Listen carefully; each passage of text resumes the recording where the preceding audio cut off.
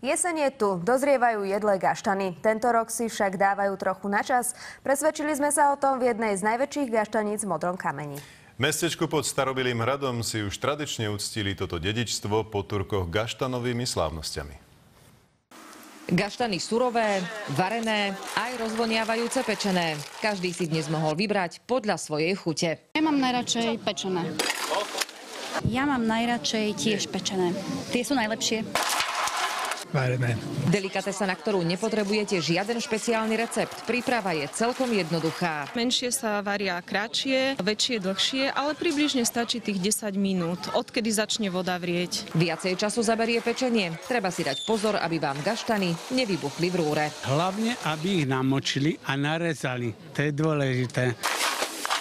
Kto dnes prišiel, zabudol na diétu. Mohli za to tieto gaštanové dobroty. Rolády pečené aj nepečené, koláče tradičné aj kreatívne. Rozprávkové, mimoniči, jak sa to volá presne. Na jednu roládu potrebujete kilo ošúpaných gaštanov. Treba tie gaštany načistiť, to je taká pracná robota. Tohtoročný zber gaštanov mešká. Zo stromov sa im nechce. Vo veľkom začnú padať asi až o 2 týždne. Ak si ich doma uložíte na chladnom mieste, vydržať by vám mali až do Vianoc.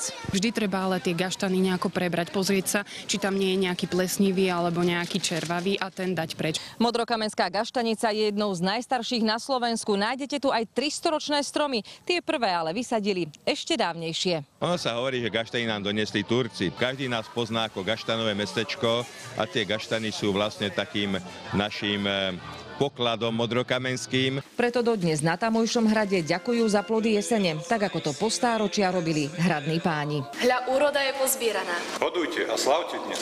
Šťastne sme sa postarali, šťastne sme pozbierali. Ora et labora. Modli sa a pracuj. Domáci si želajú, aby modlitby pomohli aj stromom gaštana jedlého, ktoré ničí zákerná choroba. Modrý kameň bez gaštanov si totiž nevedia predstaviť. Lenka Stanková, televízia Markíza.